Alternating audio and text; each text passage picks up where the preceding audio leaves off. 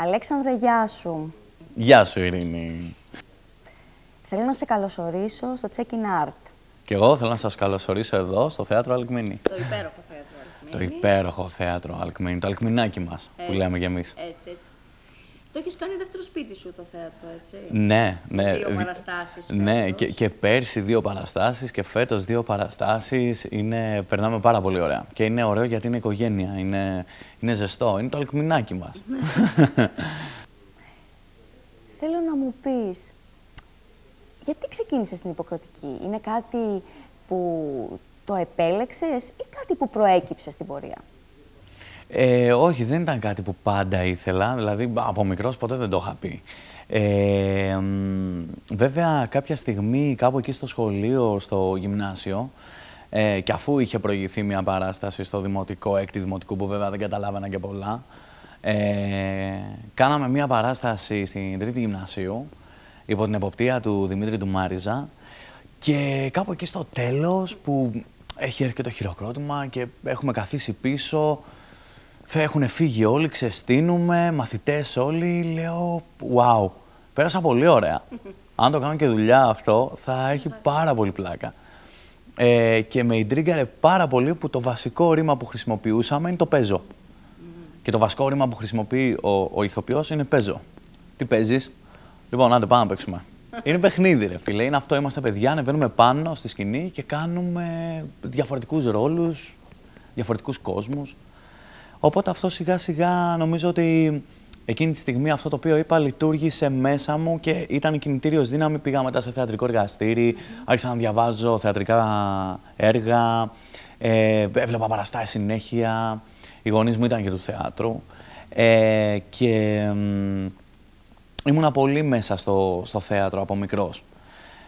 Και κάποια στιγμή, αφού όλο αυτό είχε λειτουργήσει μέσα μου τόσο ζωντανά, σαν φλόγα, το δοκιμάσα και πραγματικά από τότε πάει πάρα πολύ καλά. Πολλοί νέοι ηθοποιοί θα ήθελαν να φτάσουν τουλάχιστον στο σημείο που έχει φτάσει μέχρι σήμερα. Είσαι σε 2 θεατρικές παραστάσεις φέτος και σε σύριαλ. Θέλω να μου πεις πόσο εύκολο είναι για έναν ηθοποιό να πάρει τον πρώτο του ρόλο? Καταρχήν, όποιος ξεκινήσει να κάνει, όποιος μπει στη διαδικασία να πάρει αυτή την απόφαση, να μην το κάνει όπως το κάνει κάποιος άλλος. Να το κάνει έτσι όπως αυτός θέλει. Με το δικό του δρόμο, με το δικό του τρόπο. Είναι πάρα πολύ δύσκολο γιατί βγαίνουν πάρα πολλοί ηθοποιοί. Βγαίνουμε πάρα πολλοί ηθοποιοί που δεν μπορεί να μας αφομοιώσει το σύστημα. Έχεις μετά και όλους τους υπόλοιπους που, από άλλους χώρους που θέλουν να δοκιμάσουν πώς είναι να είσαι ηθοποιός. Οπότε αυτόματα μειώνονται και οι θέσεις εκεί. Οπότε είναι κάτι το οποίο από αρχής ξεκινά στα δύσκολα. Θα μπει στα βαθιά και θα πρέπει να κολυμπήσεις με όποιο τρόπο μπορείς να κολυμπήσεις εσύ. Σίγουρα υπάρχουν δραματικές σχολές που θα σου δείξουν πράγματα και η επιλογή της δραματικής σχολής πρέπει να είναι κάτι το οποίο πρέπει να είναι πολύ προσεκτική αυτή η επιλογή που θα κάνουν. Και συνειδητοποιημένη. Γιατί σχολή από σχολή διαφέρει. Εντάξει, υπάρχει ένα γενικό, αλλά σχολή από σχολή διαφέρει. Και αφού μπουν σε μια διαδικασία και το σκεφτούν καλά, να ξέρουν ότι από αρχής θα πέσουν στα βαθιά. Θα πρέπει μόνοι τους να βρουν τον τρόπο να επιβιώσουν μέσα σε όλο αυτό. Αλλά αν είναι αυτό το οποίο θέλουν να κάνουν, να το δοκιμάσουν και να μην φοβούνται τα κύματα, διότι αν κάνεις αυτό το οποίο θέλεις, δεν πάει το κύμα να είναι μέχρι πάνω. Εσύ θα το φέρεις εις πέρας. Γιατί ούτως ή άλλως θα περνάς από κάτω. Πρέπει να είσαι και έξυπνος. Εάν σου ζήταγαν να επιλέξεις για κάποιο λόγο θέατρο ή τηλεόραση, ποιο θα ήταν αυτό που θα επέλεγες? Θέατρο. Δαγκωτό. Δαγκωτό γιατί το θέατρο είναι ένας ζωντανός οργανισμός.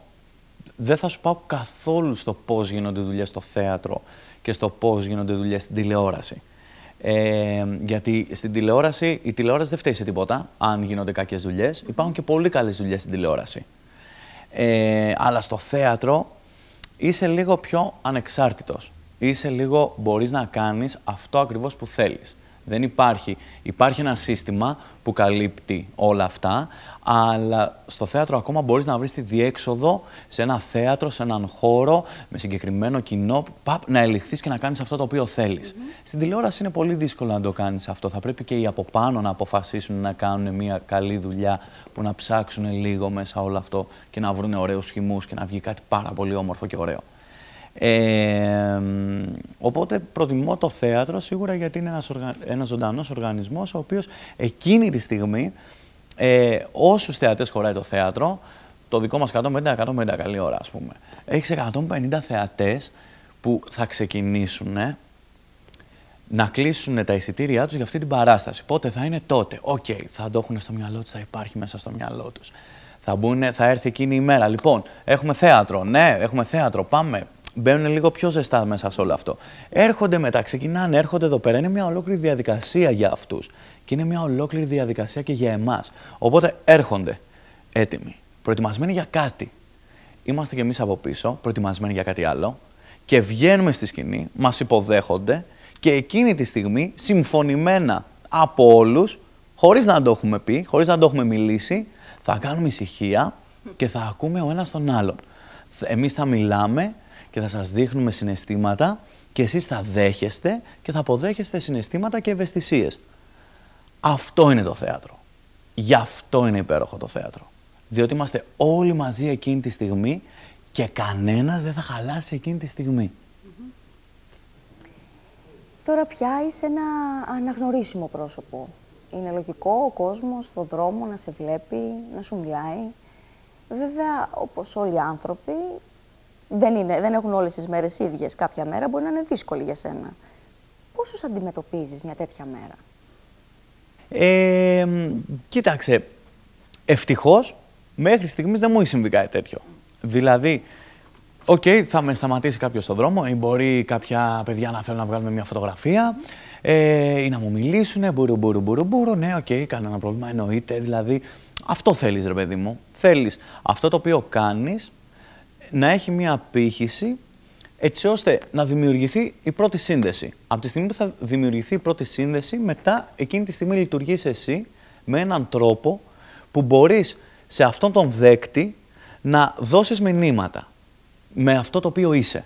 Άρα, είναι μια πάρα πολύ καλή ευκαιρία, ακόμα και όταν δεν είμαι στα καλά μου, να πω, κοίτα, δεν είμαι στα καλά μου, αλλά δεν υπάρχει πρόβλημα. Στο λέω να το ξέρεις, θέλω να μπω σε διαδικασία να επικοινωνήσουμε. Οπότε δώσ' μου, βάρα, πες μου.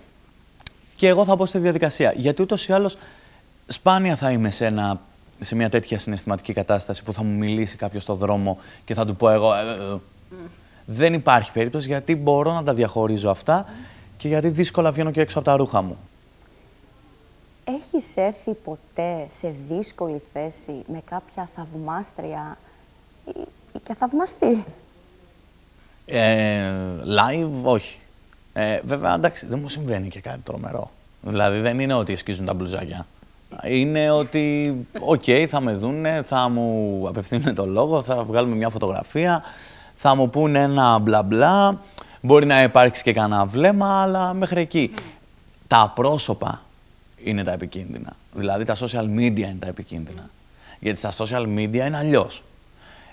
Οπότε, εκεί πέρα είναι πιο ομό το πράγμα. Έρχεται αλλιώς. Γιατί υπάρχει ασφάλεια. Εκεί υπάρχουν διάφορα. Αλλά είναι και φοβερό το πώς οι άνθρωποι ασχολούνται τόσο πολύ με τα social media και πώς εκφράζουν τη ζωή τους μέσα από αυτό ούτως ή άλλως. Δηλαδή, είσαι δεν είσαι, έχεις δεν έχεις μια κάποια διασημότητα, ας πούμε, αυτά υπάρχουν ούτως ή άλλως. Οπότε πόσο μάλλον εάν τους δοθεί η ευκαιρία να το κάνουν και σε σένα, ας πούμε, λόγω της δημοσιότητας. Θα έκανες ποτέ μια γνωριμία, είτε φιλική είτε ερωτική, με μια θαυμάστριά σου? Ναι, γιατί όχι.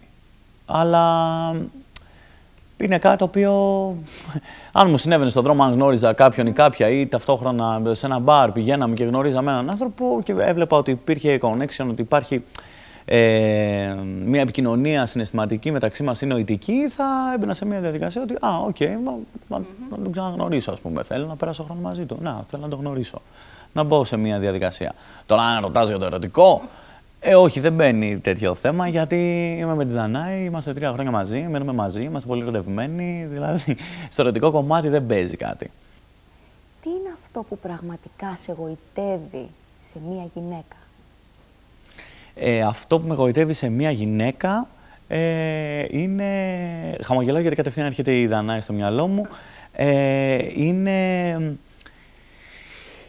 ένα χαμένο παιδί. Είναι ένα παιδί. Και αυτό το παιδί είναι γεμάτο ευαισθησίες.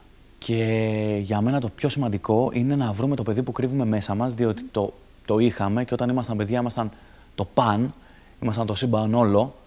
Και λόγω της επικοινωνίας και όλα αυτά που έπρεπε να μάθουμε και μέσα από τις αισθήσεις και μπούρου μπήκαμε σε καλούπι, πρέπει να ξαναβρούμε αυτό το χαμένο παιδί, το οποίο έχουμε. Και η Δανάη είναι ένας άνθρωπος ο οποίος έχει αυτό το παιδί. Και μ' αρέσει γιατί βλέπω και πράγματα δικά μου μέσα σε όλο αυτό και μου δίνει ελπίδα ότι μπορώ και εγώ να βρω το παιδί. Οπότε και οι φίλοι μου όλοι, γιατί είμαι ερωτευμένος και με τους φίλους μου και με την οικογένειά μου, αυτό είναι ο έρωτας, αυτό είναι η ζωή. Έχουν τα ίδια στοιχεία. Δηλαδή, θα είναι παιδιά. Ο πατέρας μου είναι παιδί, η μάνα μου είναι παιδί, ο κολλητός μου είναι παιδί. Είναι αυτό. Θέλω να μου πεις ποια είναι η πρώτη σου σκέψη κάθε πρωί και η τελευταία κάθε βράδυ. Η πρώτη σκέψη είναι χαμογέλα μη μασάς. Το πρώτο πράγμα που λέω είναι χαμογέλα μη μασάς. Εντάξει, όλα καλά. Η τελευταία είναι μπράβο, τα καταφέραμε και σήμερα. Ξέρω ότι έχεις μία θεατρική ομάδα, την Επιplay. Θέλω να μου πεις λίγα πράγματα για αυτήν. Λοιπόν, η ομάδα Επιplay, επί ελληνικό, play αγγλικό. Την δημιουργήσαμε με τον Δημήτρη το Δεγαΐρη που είναι σκηνοθέτης, τον Νίκο τον Τζέκο που είναι μουσικός και τον Αυγουστίνο Κούμουλο που είναι και αυτός ηθοποιός, performer όπως και εγώ. Με την ομάδα τι κάνουμε? Κάνουμε αυτό το οποίο εμείς ονομάζουμε physical comedy theater. Ουσιαστικά έχουμε πάρει τεχνικές σωματικού θεάτρου και σωματικής κωμωδίας, physical comedy, που ουσιαστικά είναι το πώς χρησιμοποιείς όλα τα εκφραστικά μέσα σε μια υπερβολή για ένα κωμικό αποτέλεσμα. Και τα έχουμε συνδυάσει μαζί με την τεχνική της παντομήμας και έχουμε δημιουργήσει ένα project το οποίο λέγεται «Οι ακαταμάχητοι λεβέντες, η τελική αναμέτρηση». Μέρος Α και μέρος Β. Αυτό είναι φανταστείτε, είναι σαν να βλέπετε μία παράσταση, ένα επεισόδιο τύπου Άγγελοι του Τσάρλι, που βλέπεις ακριβώς όλη την περιπέτεια, ρετρό, χολιγουντιανή σειρά δράσης, που βλέπεις ακριβώς καταδιώξεις με ελικόπτερα, βυθούς, σκηνές με λέιζερ για να πάρεις μια φόρμουλα, ας πούμε, φαρμακευτική. Όλα αυτά, όλο το Hollywood, με διαφημίσεις, με τίτλους αρχής, με τίτλους τέλος, υπάρχουν σε μία θεατρική μορφή και όλα αυτά γίνονται με την τεχνική της παντομήμας. Δηλαδή, δεν έχουμε κανένα σκηνικό αντικείμενο, δεν έχουμε κανένα σκηνικό γενικά και δεν έχουμε και καθόλου λόγο. Έχουμε απουσία λόγου. Και φτιάχνουμε μια ολόκληρη ζωή, μια ολόκληρη ατμόσφαιρα μόνο με τα εκφραστικά μας μέσα, μόνο με το σώμα μας. Αυτό κάνει η ομάδα Επιplay. Αυτοί είμαστε. Και μία τελευταία ερώτηση. Θέλω να μου πεις τα άμεσα επαγγελματικά σου σχέδια και τι θέλεις να κάνεις για το άμεσο διάστημα που έρχεται. Για το καλοκαίρι τώρα είμαι σε πρόβες για μια χοροθεατρική παράσταση που θα γίνει υπό την εποπτεία της Μαργαρίτας Βαρλάμου, η οποία είναι ηθοποιός και χορεύτρια και έχει μια σχολή χορού στο Χολαργό και θα κάνουμε μαζί, θα συνεργαστούμε, επειδή και εγώ έχω κάνει χορό και το έχω πολύ με την κίνηση και μου αρέσει πάρα πολύ να εκφράζομαι και με την κίνηση. Θα κάνουμε μαζί μια χοροθεατρική παράσταση και γελάω γιατί θα κάνω το ρόλο του μονόκερου και έχει πολύ πλάκα και θα την πραγματοποιήσουμε στο Κηποθέατρο Παπάγου, νομίζω κάπου εκεί 17, 18, 16, 15, κάπου εκεί Ιουνίου στο Κηποθέατρο Παπάγου. Αυτό είναι το σίγουρο. Μέχρι στιγμής κάποια άλλη επαγγελματική πρόταση δεν υπάρχει στο πλαίσιο θεάτρου ή κάτι άλλο. Οπότε αυτό είναι πάρα πολύ καλό, διότι δεν θα έρθω σε αμήχανη θέση, να πω όχι σε κανέναν και να πάω στην Πρέβεζα να γίνω beach boy και να περάσω 2 υπέροχους μήνες στην παραλία, στο κύμα, στην άμμο, γυμνός, με χαϊμαλιά. Αχ, θα είναι υπέροχα στη φύση. Αλέξανδρε, χάρηκα πολύ για την γνωριμία. Θέλω να σε ευχαριστήσω για την πολύ ωραία συνέντευξη που μου έδωσες και να σου ευχηθώ ό,τι καλύτερο και επαγγελματικά και προσωπικά. Σε ευχαριστώ πολύ. Εγώ ευχαριστώ πάρα πολύ. Σας ευχαριστώ πάρα πολύ που ήρθατε εδώ πέρα να μιλήσουμε και ευχαριστώ που ήρθατε στο αλκμηνάκι μας. Είσαι πάρα πολύ γλυκιά. Σε ευχαριστώ πολύ. Και χαίρομαι για αυτή τη συνέντευξη εγώ με τη σειρά μου, να τα πω. Οπότε ήταν ωραία και εγώ πέρασα καλά. Είχαμε μια πολύ ωραία κουβέντα με τον Αλέξανδρο Πέρο. Θα ακολουθήσουν κι άλλες με πολύ ωραίους ανθρώπους. Μείνετε εδώ, στο Check-in Art.